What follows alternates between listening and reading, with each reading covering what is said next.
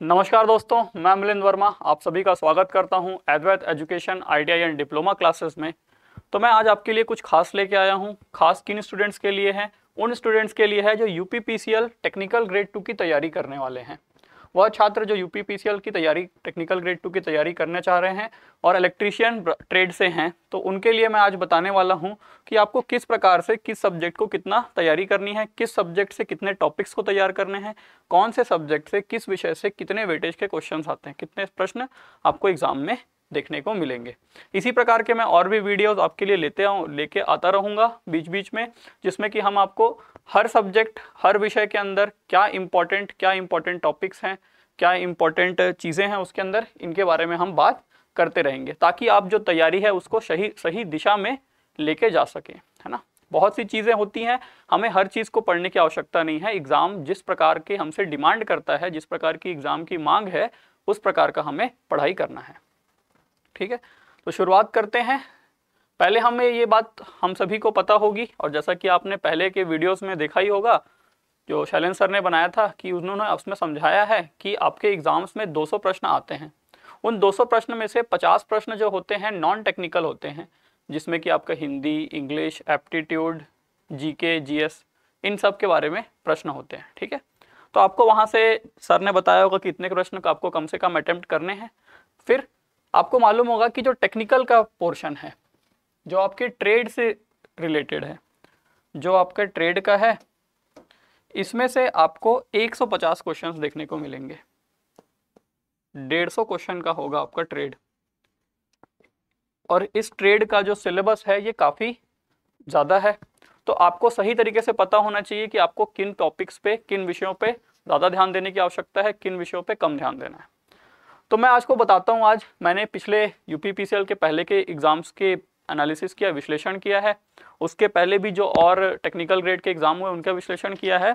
और मैंने एक चीज़ वहाँ देखी है कि आपके एग्ज़ाम में जो बेसिक इलेक्ट्रिसिटी है, जो इलेक्ट्रिकल लॉज हैं, सेल एंड बैटरी और मैग्नेटिज्म, इन 4 टॉपिक को मिला के आपको करीबन 25 क्वेश्चंस तक देखने को मिलेंगे। 25 से 28 क्वेश्चन,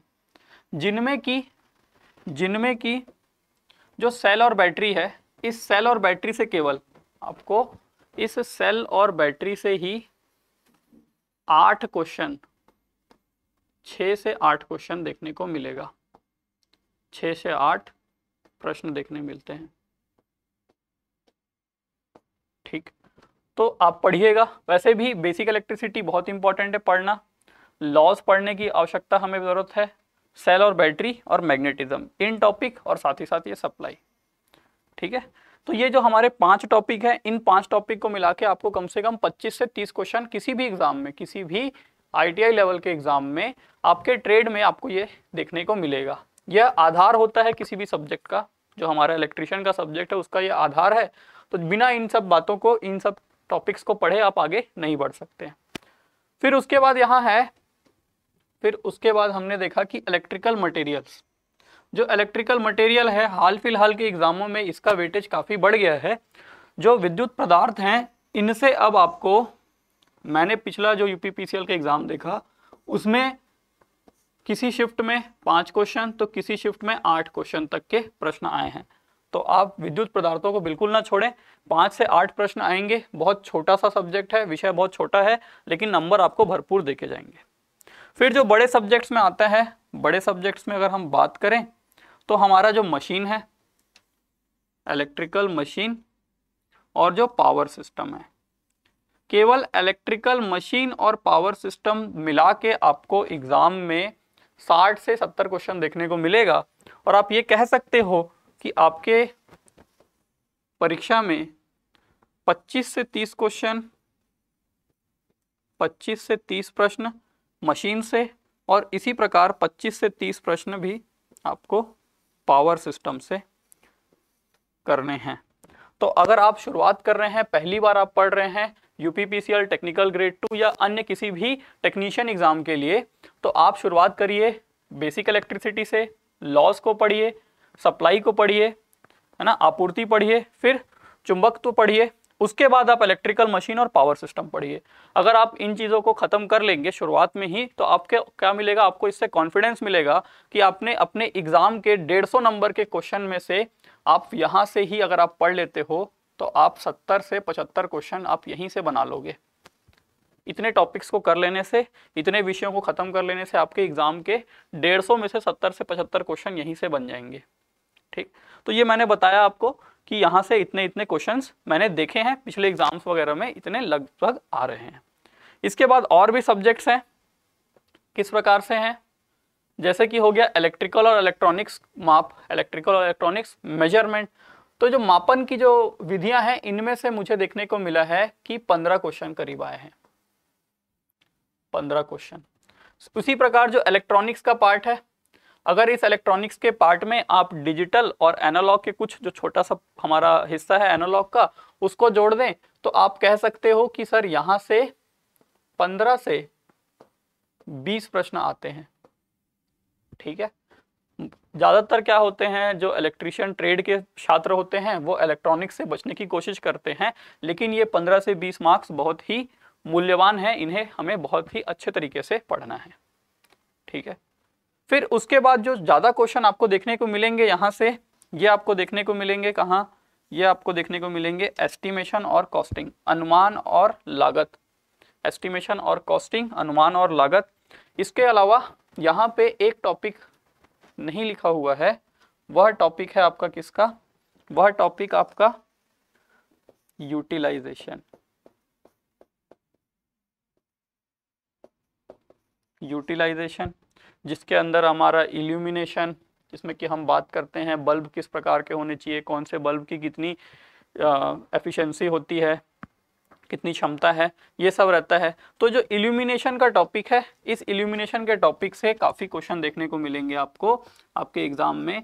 आप 10 से 12 क्वेश्चन इस इल्यूमिनेशन के टॉपिक से देखेंगे आपके एग्जाम में। फिर एस्टिमेशन और कॉस्टिंग से भी आपको करीबन 5 से 8 क्वेश्चन देखने को मिलेंगे, 5 से 8 क्वेश्चन अनुमान और लागत जो भी हमारे इलेक्ट्रिकल में होता है। फिर सिंबल, सिंबल बहुत इंपॉर्टेंट है। सिंबल जो हैं, जो प्रतीक हैं, जो यूनिट्स होते हैं, जो हम लोग जैसे कि करंट की यूनिट हो गया, वोल्टेज का यूनिट, इस प्रकार के जो और भी हमारे चीज़ें हैं, उनके बाद जो यूनिट होती हैं, उन यूनिट्स पे भी सिंबल और यूनिट पे ध्यान दीजिएगा। सिंबल से भी आप 4 से 5 क्वेश्चन देखेंगे अपने एग्जाम में, 4 से 5 क्वेश्चन एग्जाम में। और जो बचे हुए टॉपिक्स रह जाते हैं, जो बचा हुआ हमारा टॉपिक रह गया है, कहाँ से कहाँ, बेसिक टूल्स, सेफ्टी और अर्थिंग वाइंडिंग, अर्थिंग, वाइंडिंग और वायरिंग, इनमें से सबसे ज़्यादा जो भार रहेगा वो किसका रहेगा, वायरिंग का रहेगा। इन सब में से सबसे ज़्यादा जो भार रहता है यहाँ पे, इन 3 विषयों में सबसे ज़्यादा भार रहेगा किसका, वायरिंग का। और इनमें आप बोल सकते हो कि हमें यहाँ से 15 से 20 क्वेश्चन तक देखने को मिल जाते हैं। तो इस प्रकार मैंने आपको बताया कि किस प्रकार से आपके एग्जाम में जो भी प्रश्न आएंगे, उनके आने की संभावना कहाँ से ज़्यादा है, कहाँ से अधिक है, कहाँ से कम है। तो आप इस प्रकार से अपनी तैयारी का शुरुआत करिए। पहले आप चालू करिए बेसिक इलेक्ट्रिकल से, फिर आप मशीन को पढ़िए, फिर आप पावर सिस्टम को करिए। उसके बाद इन सब सब्जेक्ट्स में जैसे कि आप इलेक्ट्रिकल, इलेक्ट्रॉनिक्स, मापन यंत्र, फिर इलेक्ट्रॉनिक्स, इन सब टॉपिक्स को करिए। मैं इसी प्रकार से वीडियोस लाता रहूँगा। और आने वाले समय में जो मशीन के, जो हमारे मशीन एक बहुत बड़ा सब्जेक्ट है, बहुत बड़ा विषय है, तो मशीन के अंदर से किस प्रकार के क्वेश्चन आते हैं, किस टॉपिक से, किन विषयों से कितने क्वेश्चन आते हैं, इन सब के लिए मैं हर विषय के लिए अलग अलग वीडियो लेके आऊँगा। जो इंपॉर्टेंट चीज़ें होती हैं उनको मैं आपको बताता चलूँगा। ठीक है, तो जुड़े रहिए हमारे चैनल के साथ में, हम आपके यहाँ पे बहुत अच्छी से तैयारी करवाएंगे।